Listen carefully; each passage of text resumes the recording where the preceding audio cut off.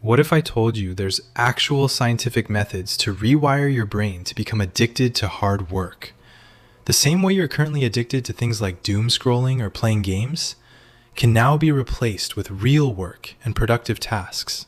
Not BS motivation, but actual psychological hacking. Rewiring your brain's responses so your brain starts to view games as boring and hard tasks as actually stimulating. Psychologists call this trick neurological rewiring. And no, this isn't that hustle culture nonsense. This is backed by modern neuroscience, dopamine research, and behavioral psychology.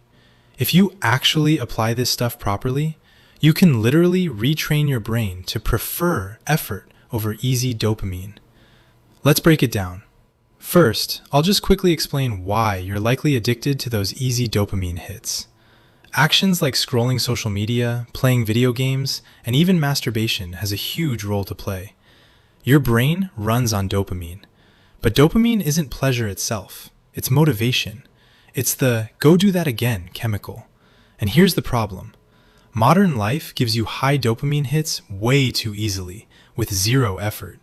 You know, stuff like scrolling TikTok, eating junk food, gaming, corn, and constant mobile notifications. Research from the well-known Stanford neuroscientist Dr. Andrew Huberman explained that frequent high-intensity dopamine spikes reduce baseline dopamine levels over time. To put it simply, that means normal effort, like studying, working out, building a business, end up feeling kind of boring. It's because the dopamine from those tasks takes longer and slower. It doesn't hit as fast or as intense. And unfortunately, our bodies are both lazy and impatient. As humans, we always want things yesterday. Not because you're lazy per se, but because your brain's reward system is just wired that way. And it gets worse the more you're exposed to these constant, easy, quick dopamine spikes. So can we reverse this? And if so, how? Well, here's 5 steps to help you neurologically rewire your brain to enjoy hard work. Step 1. Dopamine reset through effort pairing. Here's something interesting I learned from behavioral neuroscience. If you repeatedly pair dopamine release with effort, your brain starts associating effort itself with reward. So you can basically train yourself to enjoy more difficult things. For example, instead of rewarding yourself with scrolling TikTok right after work, reward yourself during the effort stage. Music only when studying. Podcast only during cardio. Coffee only while deep working. Over time, your brain links the effort of that particular task to those specific rewards. Don't allow yourself to enjoy music lazily lying in bed, or a coffee when you know you won't be getting any work done right after. And over time, I know this seems like such a small shift in habit, but what happens is over time, the effort becomes the trigger itself. And that's when you slowly start to notice a shift in your attitude to those chores. Your brain starts to view them kind of like a reward instead. Step 2, the progress principle. Harvard researchers on productivity found something really fascinating. The biggest motivator at work isn't even money. It's actually progress. Even just small wins increase dopamine. So if you're trying to build something big, a business, your physique, a skill, don't focus on just the big end goal.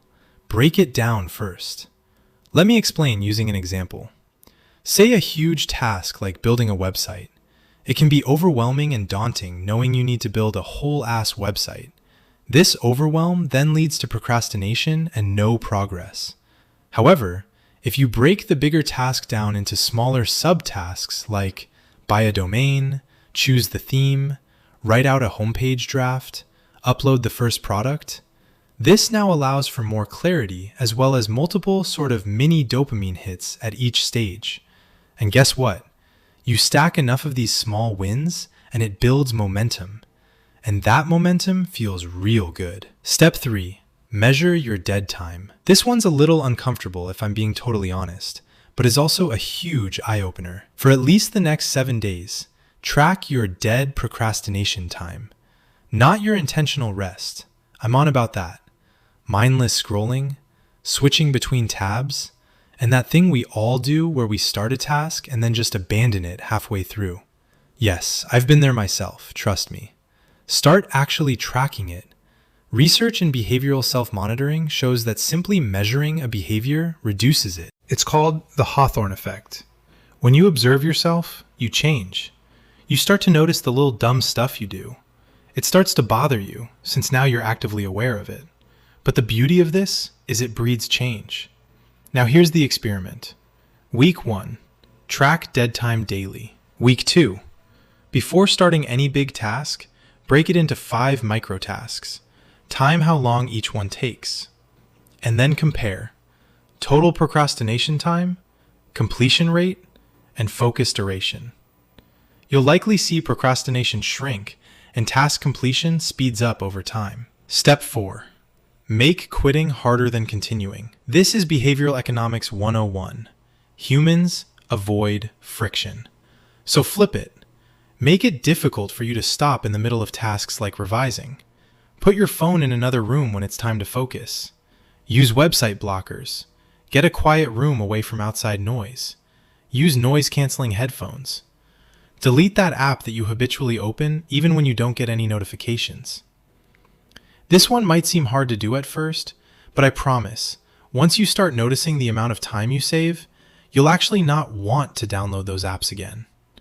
One trick I used was instead of fully deleting Instagram, I simply moved it to the hidden apps section so that my phone requires an additional password for me to access that app. It significantly reduced the number of times I used the app per week and the amount of hours I spent on it. There's real-world data showing that even just a 5-second delay reduces impulsive app usage significantly. The idea is to make those fun, easy dopamine tasks like doom scrolling require effort before getting to it.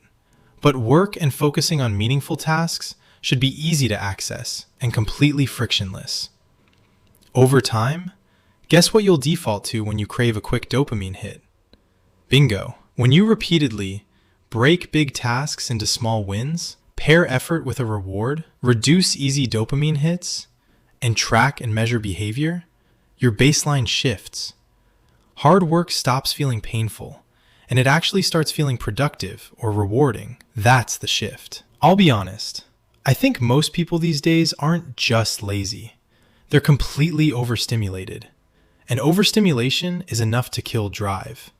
But when you clean up your environment, reduce distractions, or at least reduce access to those distractions, and start rewarding yourself for tasks, even the little ones, challenging tasks stop feeling impossible. They start feeling engaging instead. And once you experience real progress from focused effort, scrolling hours away, or just mindless gaming, starts to feel kind of boring. It no longer does anything for you, and you start to crave the more stimulating tasks, which will be work, training, self-development, and networking. So yeah, run that little 2-week experiment.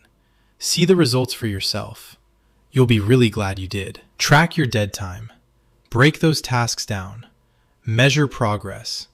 And I frickin' promise you, watch what happens. Because I genuinely believe that anyone can get addicted to hard work. You just have to retrain your brain first. Look, I'm not promising it'll be easy, but I can promise it'll be worth it. Don't wait for Monday or the new month to start. Also, if you got this far, congrats. Your dopamine isn't completely fried. Let me know what you think about neurological rewiring in the comments below. Maybe you've experimented with something similar before, or have an interesting idea to test. Let me know, and please leave a like if you enjoy this kind of fun and educational content. As always, guys, take care, stay safe, and I'll see you in the next one.